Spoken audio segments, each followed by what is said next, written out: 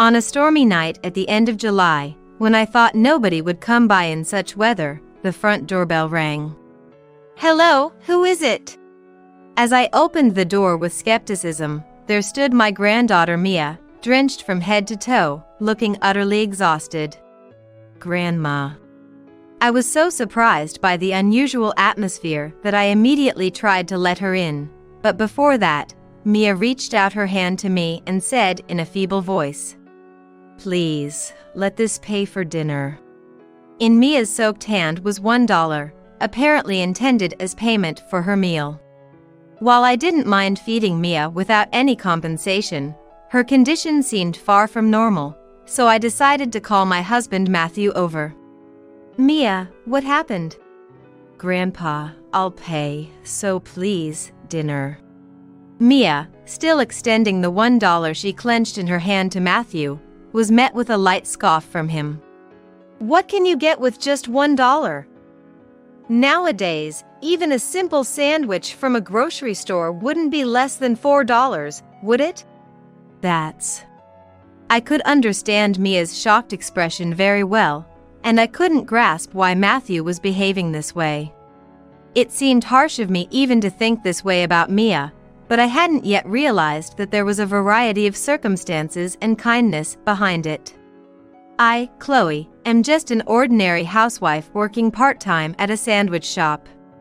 Matthew, having retired from a public service job, now runs a wrestling class for local children due to his expertise in the field. Though Matthew can be quite strict and inflexible, it doesn't mean he's necessarily complicated or peculiar. We have a son, Kevin, who has already moved out, living about a 30-minute drive from our house with his wife, Isabella, and their children. If I remember correctly, Isabella and Kevin met through a college friend and got married when they were 28. Kevin works in a technical role at an electronics manufacturer and often has to travel for work, sometimes being away for up to a month. During these times, Isabella naturally ends up taking care of Mia, but as far as I knew, there were no particular issues. Mia used to attend Matthew's wrestling classes and frequently visited our house during her elementary school years, but as she joined the track team in middle school, her visits became less frequent, only a few times a year. However, as they say, no news is good news, so I didn't concern myself too much with Kevin and his family, including Mia. That was until the stormy night at the end of July when I thought nobody would come by in such weather, and the front doorbell rang. Hello, who is it? As I skeptically opened the door, there stood Mia, drenched from head to toe, looking utterly exhausted. Grandma. Surprised by the unusual atmosphere, I immediately tried to let her in, but before that, Mia reached out her hand and said in a feeble voice, "Please, let this pay for dinner." Mia's hand held $1, apparently intended as payment for her meal.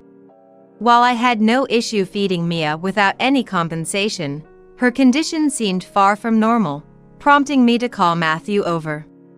Mia, what happened? Grandpa, I'll pay, so please, dinner. Despite Mia extending the $1 she clenched in her hand to Matthew, he lightly scoffed. What can you get with just $1? Nowadays, even a simple sandwich from a grocery store wouldn't be less than $4, right? Understanding Mia's shocked expression well, I was puzzled by Matthew's behavior. It seemed my concern was unnecessary as Matthew soon reassured Mia with a kind face. Don't worry, Mia. What I said was just a general statement. I don't know what's happened, but seeing you like this, how can any of us ignore it? Put your money away and come inside. Thank you. There's no need to be so formal.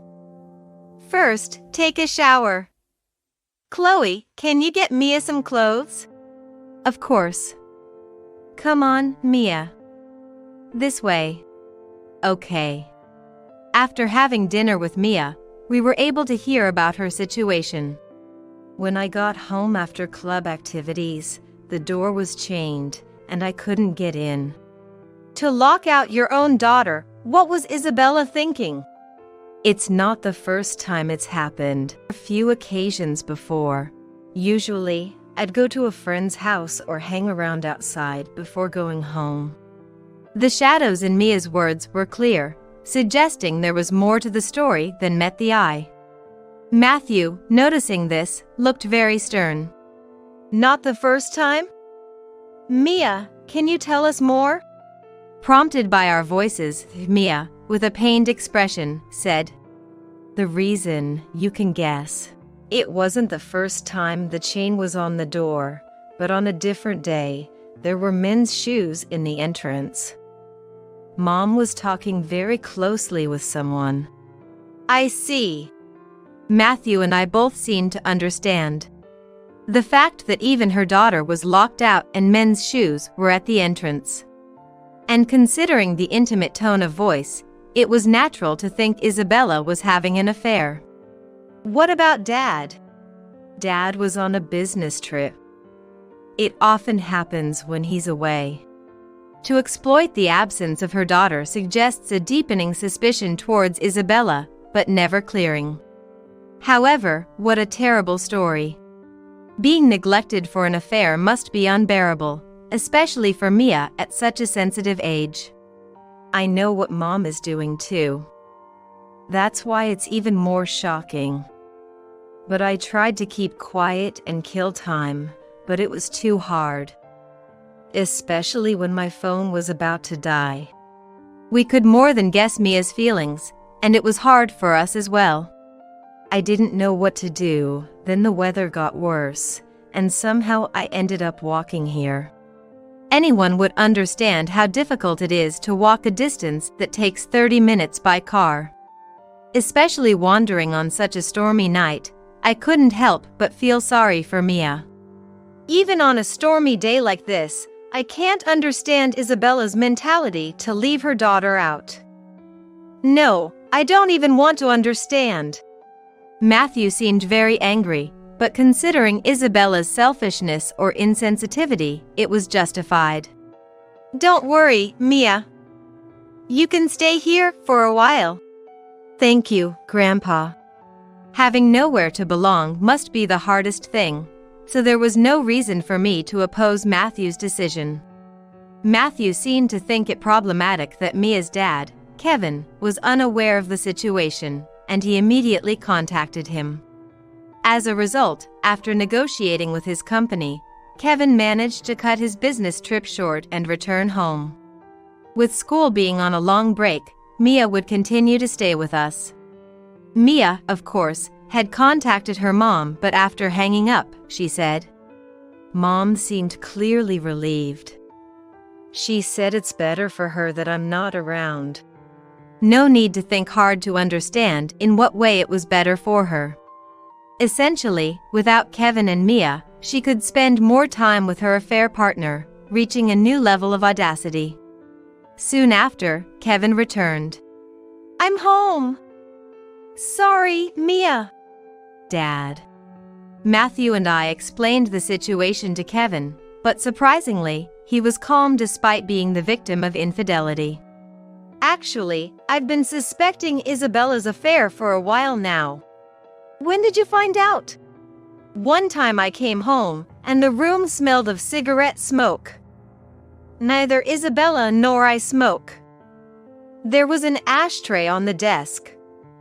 She's not very careful. It seemed like a basic mistake, almost as if Isabella was mocking Kevin. Considering Mia's feelings and future, I was waiting for the right moment. But I can't forgive her for neglecting our daughter to this extent. But what will you do? I'm in the process of gathering evidence of the affair. Couldn't the cigarette smell be explained away by Isabella starting to smoke, making it undeniable? Indeed. But Isabella is thoroughly careless. I've found other evidence. Kevin smirked confidently, but gathering evidence of an affair isn't usually easy. There were men's underwear in the house that weren't mine. In exchange, one of my pairs was missing. How shocking. The presence of underwear implies something unsavory naturally. Did you stay silent? For the time being. I pretended not to notice and preserved the evidence. Kevin was more prepared than expected and shared this as well. A little while ago, I took a day off using my paid leave. I lied to Isabella about a short business trip and staked out in front of the house, and then a man showed up. Did you take a photo? Of course. Here it is. Kevin showed us the photo on his mobile phone, and as we all leaned in, Mia exclaimed, I know this guy." "Indeed." "Who's this?" Matthew answered my question. "This man, he's one of my students, Donald." Seems like he's got some nerve." Though Matthew's face appeared calm at first glance, his few words were filled with overwhelming anger, making the affair partner seem pitiable by comparison. "Shall we storm in and catch them in the act?" "That might be best, let's do that." "Can I come along?" "I can't forgive Isabella, and I have a word or two I'd like to say to her." That's fine. Now, let's plan our approach. Isabella shouldn't know that Kevin has cut his trip short, which works in our favor. "Kevin, when was your business trip supposed to end?" "Tomorrow." "Today would be the perfect day for a surprise, wouldn't it?" "That's right. Let's go then." With that decided, all of us except Mia, who obviously couldn't come along, headed to Kevin's house. Upon arriving at Kevin's home, I wondered what we would do if the door was chained in addition to being locked. However, likely feeling secure without children or Matthew around, there was no chain. As expected, there were men's shoes in the entrance, and we could hear voices chatting from the living room. "I'm home, Isabella." You?" "Teacher."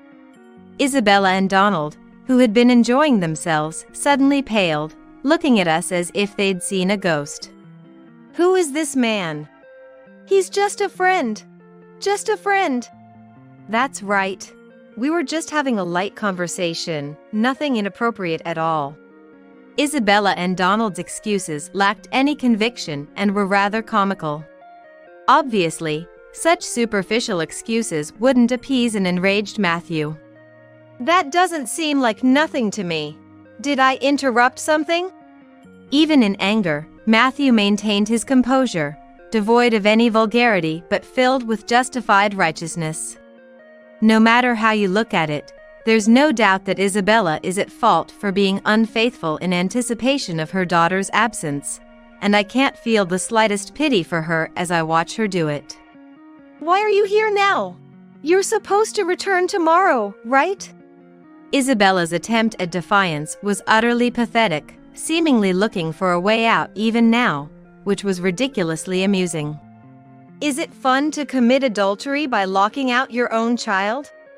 "What? It's true that Mia is in the way, isn't it? We can't possibly get along in front of our daughter."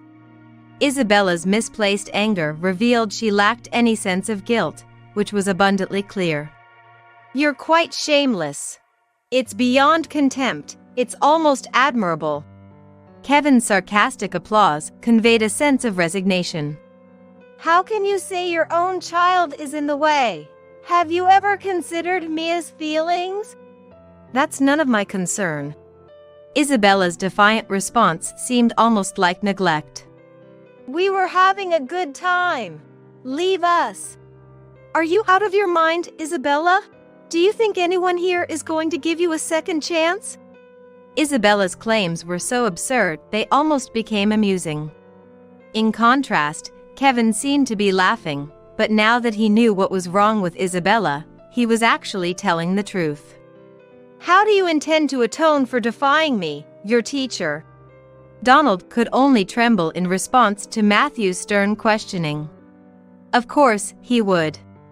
Defying a clearly superior figure like a teacher is a grave offense in any hierarchy. Suddenly, Donald, claiming, showed a police badge, which took us all by surprise. It's obstruction of official duties. We were all taken by surprise when Donald suddenly said that and showed his police record in front of us. What? You're a cop? This is real. Want to get arrested? It seemed Donald was deliriously desperate. All of you should be arrested. Isabella's outburst might have been expected, but where does adultery fit into official duties, and how does catching them warrant our arrest? It's not funny. It's so unexpected I can't even laugh. Arrest! Arrest! Get out. Just get out. Watching the two of them repeat themselves like their screws had come loose, my anger passed, leaving only a profound sense of pity. Dad, Mom. At this point, wouldn't it be faster just to call the police? That might be true. It's just pitiful. And so, Matthew called the police right from the spot. Officers arrived shortly after, and Donald was taken away. Where are you taking my boyfriend? Isabella's words were delusional, seemingly unable to grasp the situation. Incidentally, the responding officer turned out to be Donald's colleague, who was shocked to see him and apologized to us profusely. The dignity of the police force has really fallen. Skipping work to engage in adultery. Matthew's astonished remark summed it up perfectly. Thus, Donald was gone, leaving only Isabella and us in the house. So, that man and I are really nothing. Isabella's shameless refusal to accept reality was almost beyond belief, prompting Kevin to sarcastically clap and say, "Amazing, Isabella. Truly commendable. Did you think I hadn't noticed your affair?" Eh? Since when did you know? Isabella's shocked face was clearly not expecting this, revealing her critical lack of imagination. "Your stupidity is also commendable. I won't list everything, but it was so obvious I thought you wanted me to know." It's your fault. You're always away on business trips. Isabella still had the audacity to blame Kevin, coming off as a terrible comedian who couldn't get a laugh. I wouldn't say it's a wife's duty to silently keep the house, but blatantly locking out Mia isn't very motherly, is it? What's wrong with calling something bothersome? Isabella's escalating anger was grotesque, certainly not something Mia should witness. I think Isabella lacks all of a mom's self-awareness. So, Mia is a bother, huh? Then, let's make it clear. You and I will take care of her. We're getting a divorce, and you have no complaints, right? How can you jump to that conclusion? A slight indiscretion and you're not convinced? Kevin's admonishing tone was one thing, but Isabella's response was unexpectedly absurd. Considering she was the unequivocally guilty party, her ability to argue this point was strangely fascinating. What will happen to my life if we divorce? Isn't that irresponsible? Silence. Don't speak another word. Matthew's glare was as sharp as a knife, making it clear that no sophistry would work on him. To think you'd still rely on Kevin after all your misdeeds, you parasite. Isabella, we're getting a divorce. And of course, you and Donald will be paying compensation. No objections, right? Matthew's presence was imposing, leaving Isabella sweating profusely. No objections? Yes. Isabella nodded repeatedly, her teeth chattering. Following that, Kevin and Isabella's divorce was finalized, compensation was settled, and naturally, Kevin received custody of Mia. Mia moved in with me and successfully got into a high school within commuting distance. With Kevin still busy and Matthew not the best with children, I decided to quit my part-time job at the sandwich shop. Though our income became slightly less reliable, having Mia close by was happiness enough to outweigh any concerns. Then Kevin mentioned, smiling, I might be getting a promotion soon. Then I can work indoors. What will happen to that house?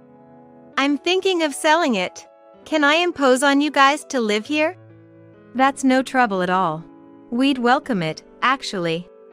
At that moment, the spaciousness of our house, which could easily accommodate 3 families, felt particularly fortunate. With Mom gone, I took over the household duties, but it hardly felt like a burden. Grandma's cooking is so delicious. Seeing Mia always enjoying her meals from the bottom of her heart made all the hardships worth it. Hey, Grandpa, can I go back to the wrestling class? Finding a reason to say no would be harder. Don't hold back. And so, Mia started attending the class again in place of her school club activities, honing her skills. Their relationship couldn't have been better. Mia looked up to Matthew as her mentor, and he cherished her as one of his precious disciples. As for Isabella, whose divorce was finalized, the fact that Donald was a police officer became a bit of a news story. After all, an active duty officer neglecting his duties for an affair was bound to cause a stir. According to the news, Donald received a stern warning and chose to resign voluntarily, which made perfect sense. There was no way to know about Isabella's whereabouts afterward, and to put it coldly, as long as she paid Kevin the compensation, it didn't matter. Though paying a substantial amount in compensation likely strained her finances, frankly, we couldn't care less, nor were we kind enough to offer help. However, according to Kevin, Isabella quickly broke up with her affair partner. How do you know that?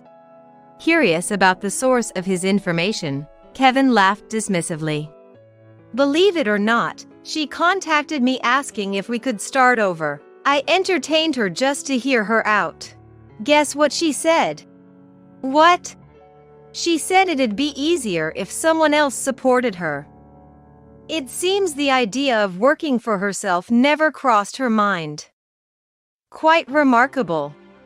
Isabella's ingrained laziness impressed me, albeit negatively. Just when I thought that was the end of it, Isabella showed up at our house one day. Come on! I'm in trouble here. Don't you have any compassion to help those in need? Her astonishing self-centeredness reached a level of obsession. And who might you be? Don't pretend you don't know me, Matthew. Silence, parasite. You have no right to call me by name. Matthew's glare once again pierced through Isabella. It was clear that Isabella lacked not only a sense of guilt but also the basic concept of learning from her mistakes. Why would anyone show mercy to a stranger? Do you want me to call the police again? What cold-hearted people! I'd rather not be lectured by a parasite. Kevin's sight spoke for all of us. Despite Isabella's persistence, she eventually kept her distance, allowing us to finally enjoy some peace. Even if there were ways to find out, we had no interest or reason to care about what happened to Isabella afterward. Kevin successfully transitioned to an office job, Mia grew up healthy and well, and our lives continued happily without any further disturbances.